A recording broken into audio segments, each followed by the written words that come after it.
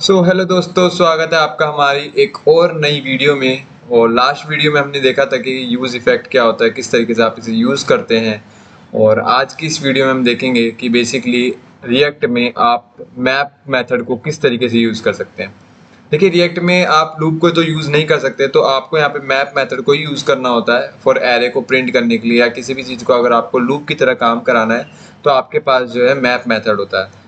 तो इसको देखते हैं किस तरीके से यूज़ कर सकते हैं। काफ़ी ज़्यादा इंपॉर्टेंट वीडियो है ये, क्योंकि अगर आपको मैप मेथड यूज़ करना नहीं आएगा तो आप रिएक्ट में काम नहीं कर सकते। तो इसलिए आपको ये वीडियो जो है पूरी कंप्लीटली देखनी है, ताकि आपको क्लियर हो सके कि मैप मेथड क्या काम करता है, किस तरीके से आप मैप को यूज़ कर सकते हैं। तो चलिए चलते हैं VS कोड में। तो सबसे पहले हम यहाँ पे जो एक फंक्शनल बेस्ड कंपोनेंट बना लेते हैं। तो यहाँ पे हम एक बनाते हैं एरे मैप नाम से एक फोल्डर बना लेता हूँ, और मैं इसमें सबसे पहले फंक्शनल बेस्ड कंपोनेंट बना लेता हूँ, देन उसके बाद आपको दिखाता हूँ। सबसे पहले मैं आपको इसको तीन तरीके से समझाऊंगा एरे मैप को। सबसे पहले एक सिंपल नॉर्मल एरे लेंगे, देन हम एक एरे विद ऑब्जेक्ट लेंगे, और देन उसके बाद हम थोड़ा उससे कॉम्प्लेक्स वाला लेंगे। हम सबसे पहले एक एरे बना लेते हैं। कॉन्स्ट ARR इक्वल टू, और इसमें जैसे मैं रख देता हूँ for example Mohit age 21, and यहाँ पे कोर्स मान लेते हैं React.js। अब मुझे इसको प्रिंट करना है एरे मैप के थ्रू। तो मैप के थ्रू कैसे प्रिंट करेंगे? सबसे पहले मान के चलिए मुझे UL LI में प्रिंट करना है, अनऑर्डर लिस्ट में। तो मैं यहाँ पे लिखूंगा UL, एंड देन उसके बाद JSX, एंड JSX के अंदर हम यहाँ पे लिखेंगे ARR.map। और मैप के अंदर आप जानते होंगे एक एरो फंक्शन आता है जावास्क्रिप्ट में। जिन्होंने हमारी जावास्क्रिप्ट वाली मैप वाली वीडियो देखी है उनको पता होगा कि यहाँ पे एक फंक्शन आता है, और वो फंक्शन आपका चाहे तो नॉर्मल फंक्शन हो सकता है, या फिर आप कह लीजिए एरो फंक्शन हो सकता है। दोनों में से आप कोई सा भी फंक्शन यूज कर सकते हैं। सबसे पहला पैरामीटर आपका यहाँ पे आइटम होता है। जो भी एरे का एलिमेंट होता है उसको हम एज अ आइटम मान के चलते हैं, और वो आइटम आपका एरे के अंदर जो रहता है, लाइक मोहित 21 और React.js, इनको मैं एज अ आइटम मान के चलूंगा।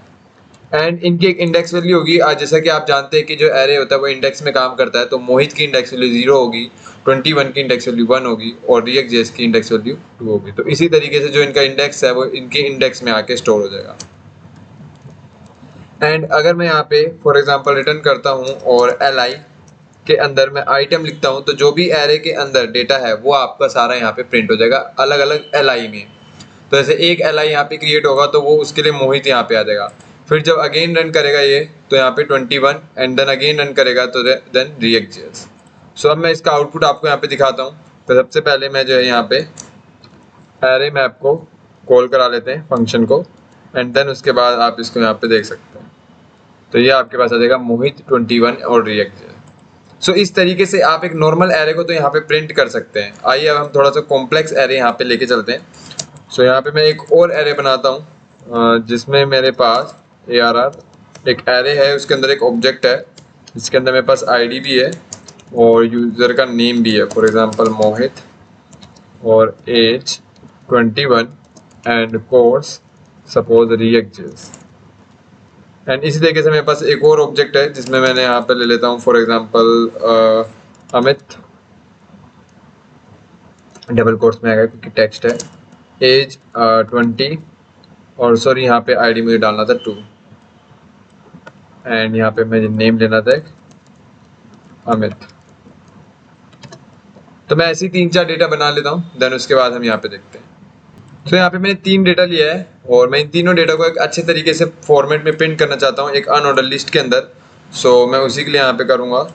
सबसे पहले मैंने इसे कमेंट तो कर दिया है, और ये सही से हुआ भी नहीं है, तो मैं यहाँ पे खुद ही कर लेता हूँ कमेंट /**, एंड देन इसे यहाँ पे क्लोज कर देता हूँ। अब मैं एक और यहाँ पे UL क्रिएट करता हूँ, एंड अगेन JSX लेते हैं, एंड अगेन यहाँ पे ARR.map एक और मैप जो हम यहाँ पे लगाएंगे, जिसमें हम यहाँ पे ले लेते हैं आइटम और सेम इंडेक्स। अभी आपको इंडेक्स का यूज नहीं पता चला होगा कि मैंने इंडेक्स क्यों लिया, लेकिन अभी आप एंड तक देखते रहेंगे तो आपको इंडेक्स का भी यूज पता चल जाएगा कि इंडेक्स आपको कहाँ पे और किस लिए यूज करना है, ये आपको भी क्लियर हो जाएगा थोड़ी सी देर में। तो मैं यहाँ पे रिटर्न लिखता हूँ, और रिटर्न के अंदर मैं LI ले लेता हूँ। LI के अंदर सबसे पहले मैं लिख देता हूँ पर्सन। अब इसके आगे जाता हूँ 1 2 3 4 आए, पर्सन 1, पर्सन 2, पर्सन 3 और पर्सन ऐसी सॉन चलता जाए। तो मैं यहाँ पे ले लूंगा पर्सन के आगे आइटम डॉट ID। डॉट इसलिए लगाया क्योंकि अंदर एरे के अंदर एक ऑब्जेक्ट है, और ऑब्जेक्ट की वैल्यू को एक्सेस करने के लिए डॉट लगाना ही पड़ेगा आपको। तो इसलिए हम यहाँ पे क्या करेंगे, डॉट ID। तो अगर मैं इतना ही आपको दिखाऊं तो यहाँ पे आपके पास आ जाएगा person1, person2, person3। अब मैं चाहता हूँ हर person1 के अंदर उसका खुद का डेटा है, तो मैं क्या करूँगा, उसी li के अंदर एक नेस्टिंग लिस्ट क्रिएट कर दूंगा यहाँ पे। सो मैं एंटर मार के और यहीं पे ही मैं क्या करता हूँ, एक ul li ले लेता हूँ, जिसमें मैं नेम लिख लेता हूँ और यहाँ पे लिख देता हूँ आइटम डॉट नेम, क्योंकि यहाँ पे नेम है तो मैं इसलिए नेम ले रहा हूँ, ऐसी एज और ऐसी कोर्स।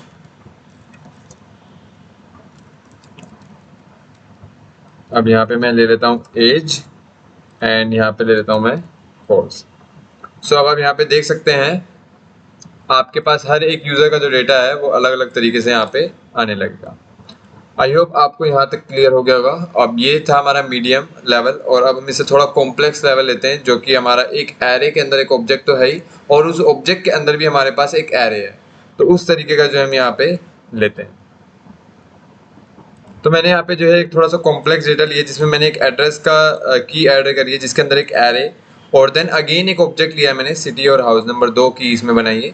सिटी में मैंने दिल्ली डाल दिया एंड यहाँ पे मैंने जो है 90 डाल दिया हाउस नंबर। तो अब इसको हम यहाँ पे प्रिंट करके देखते हैं। तो जो हमारा ये रेस्ट ऑफ द कोड है ये हमारा सेम ही रहने वाला है।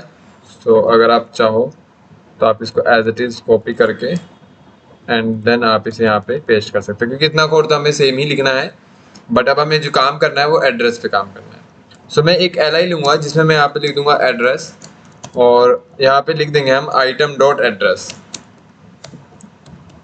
अब ऑब्वियसली एड्रेस के अंदर एक और एरे है, तो एड्रेस ऐसे तो प्रिंट नहीं होगा आपका, तो हमें क्या करना पड़ेगा, एड्रेस पे एक और मैप लगाना पड़ेगा।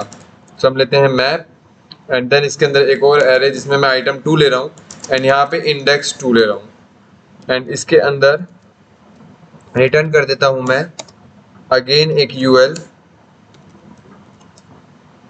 और आप एक ऑर्डर लिस्ट भी ले सकते हैं, एक li, और इसके अंदर हम ले लेंगे सिटी।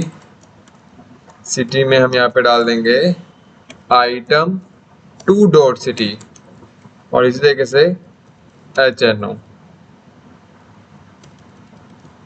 House number.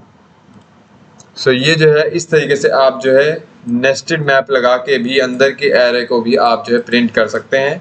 और अगर मैं आपको आउटपुट दिखाऊं तो यहाँ पे आपको प्रॉपर्ली देखने को मिल जाएगा। तो इसी डेटा को आप जिस भी फॉर्मेट में दिखाना चाहते हैं, लाइक टेबल, कार्ड, किसी भी फॉर्मेट में जो है आप यहाँ पे विजिबल करा सकते हैं। सो आई होप आपको क्लियर हुआ होगा आज की इस वीडियो में मैप मेथड किस तरीके से यूज़ कर सकते हैं। और रही बात इंडेक्स की, तो वो मैं एक बार आपको क्लियर कर देता हूँ। यहाँ पे मैं एक बार राइट क्लिक करके इंस्पेक्ट पे जाता हूँ और आप कंसोल में देखेंगे आपको एक एरर मिलेगी, each child has a list should have unique की प्रॉप।